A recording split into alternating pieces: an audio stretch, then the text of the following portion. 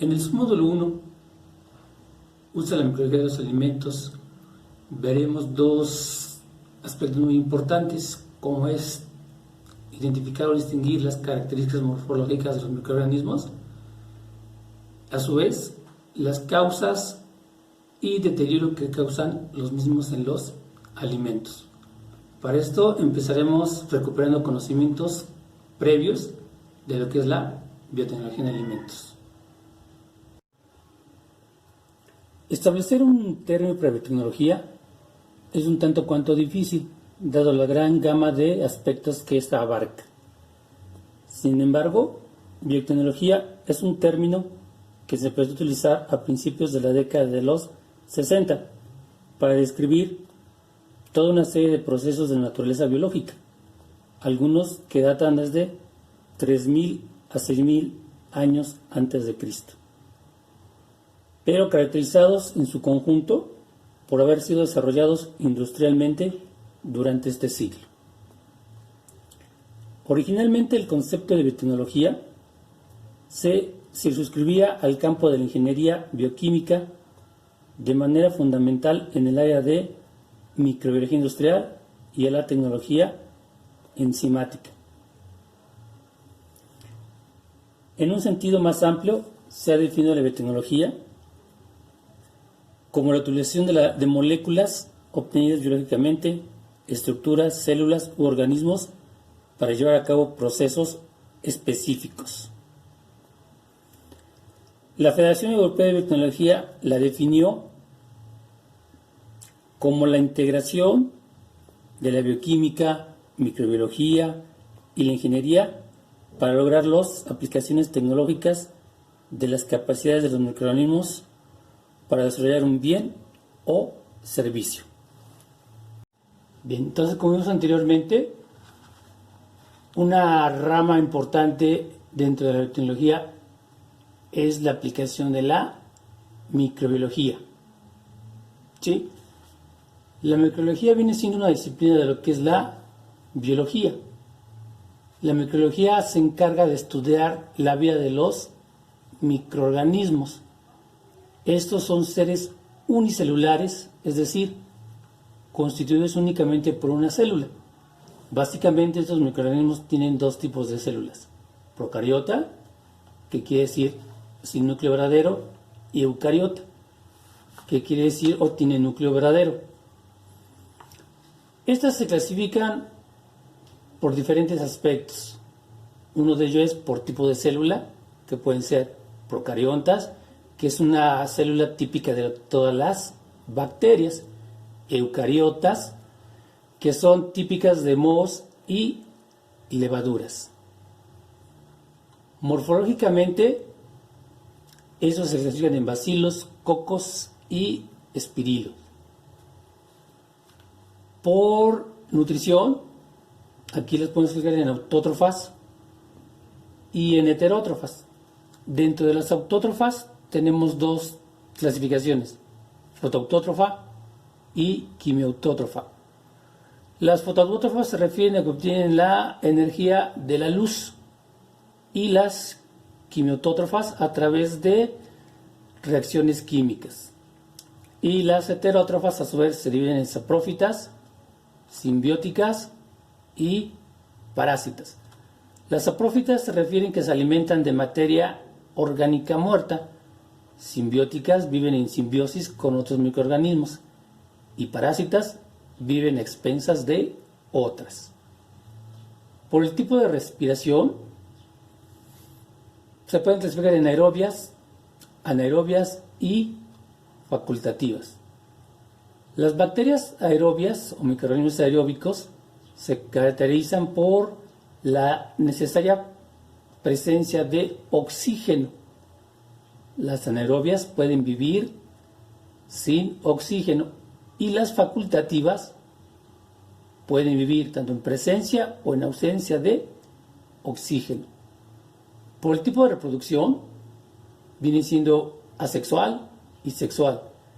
Asexual tenemos lo que es bipartición y lo que viene siendo la gemación.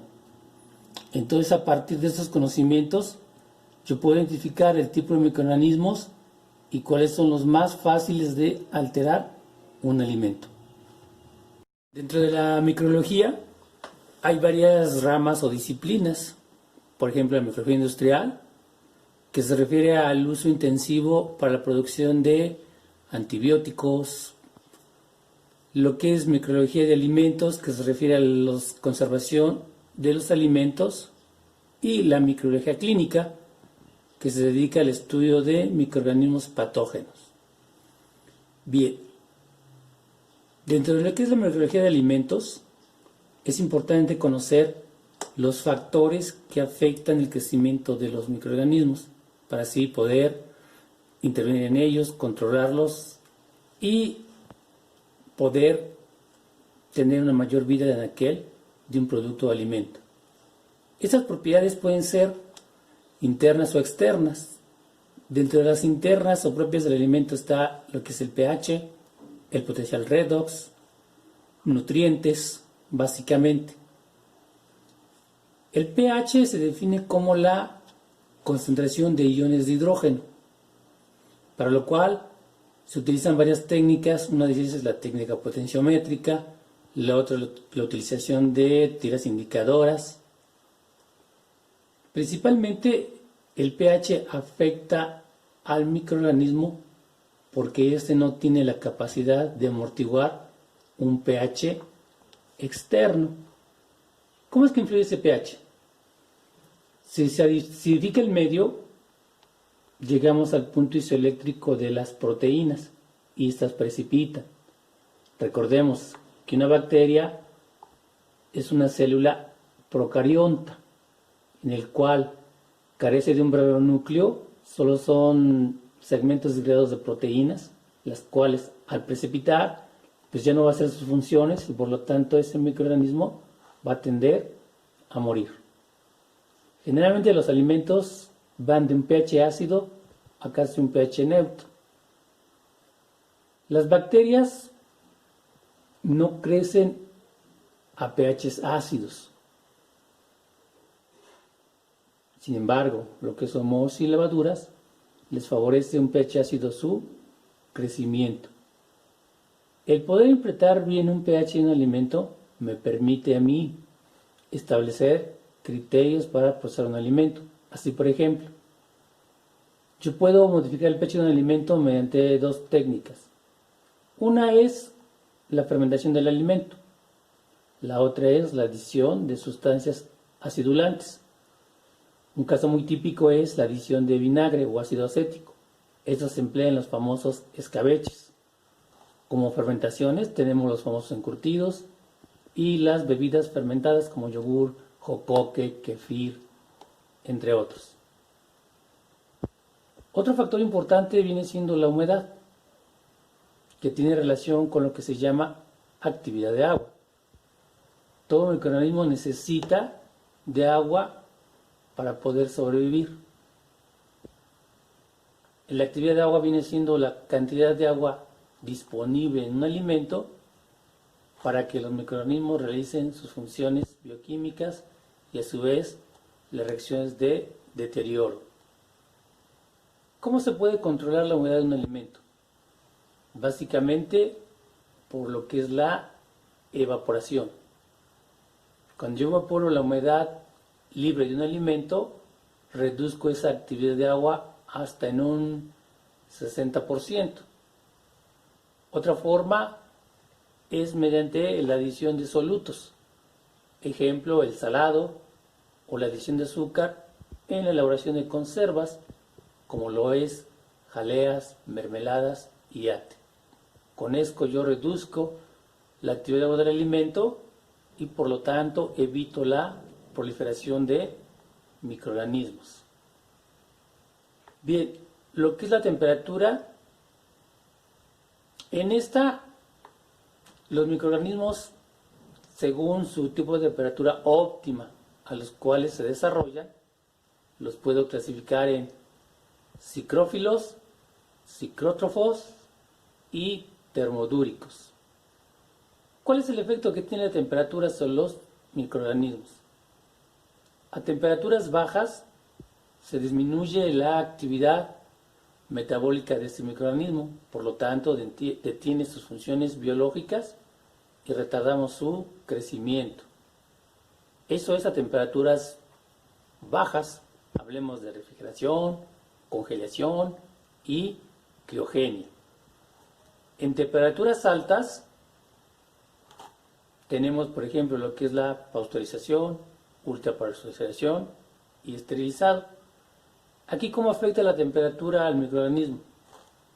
Sabemos que las bacterias poseen una célula de tipo procarionte, que son pequeñas partículas de ADN, el cual es básicamente una proteína. El efecto que tiene la temperatura sobre esa proteína es que va a hacer que precipite o coagule, por lo tanto, ya no hace sus funciones y las bacterias tienden a morir. Otro aspecto importante es el potencial redox, que se refiere a la capacidad de oxidación y reducción en un alimento. Esto está influenciado por los tipos de nutrientes que contiene. Un potencial redox alto, es decir, un medio oxidante, va a favorecer el desarrollo de microorganismos aerobios. Un potencial de redox bajo, es decir, un medio reductor, va a favorecer el crecimiento de microorganismos anaeróbicos. Aquí es importante considerar ejemplo de lo que es el sacrificio de un ave o una res con el efecto de rigor mortis. Cuando sucede el rigor mortis, se tienen potenciales de reducción bajos. Por lo tanto, en este caso, si no se tiene la debida precaución, pueden crecer microorganismos anaeróbicos. Bien, otro factor importante viene siendo la presión osmótica. La presión osmótica viene siendo lo que es la presión osmótica. Sabemos que un microorganismo se alimenta o toma los nutrientes del medio a través de un proceso llamado ósmosis, que es un proceso de transporte sin gasto de energía. En este caso, esta ósmosis se ve favorecida por un gradiente de concentración, es decir, si en el medio externo hay alta cantidad de nutrientes, estos van a ser transferidos hacia la célula. Bajo este proceso adquiere la célula su alimentación. Pero si yo a ese medio le agrego solutos en cierta cantidad, que yo incremente la presión osmótica, es decir, la presión externa va a ser más grande que la presión interna. Esto va a ocasionar que los gradientes o las cantidades de nutrientes se transfieran directamente a esa célula, ocasionando un aumento de presión osmótica y literalmente va a provocar un estallamiento de ese microorganismo, porque la presión externa es mayor que la presión interna. Generalmente, para elevar la presión osmótica se trabaja en medios hipertónicos, que esto es la agregación de sal y la agregación de azúcar.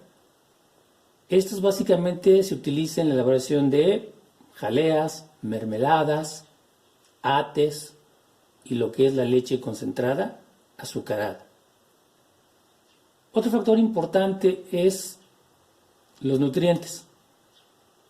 Sabemos que un alimento es el vehículo principal de proliferación de los microorganismos, dado que este es rico en nutrientes y en elevadas cantidades de agua. El mayor componente de un alimento es agua. Así, por ejemplo, tenemos que en una leche el 85% es agua.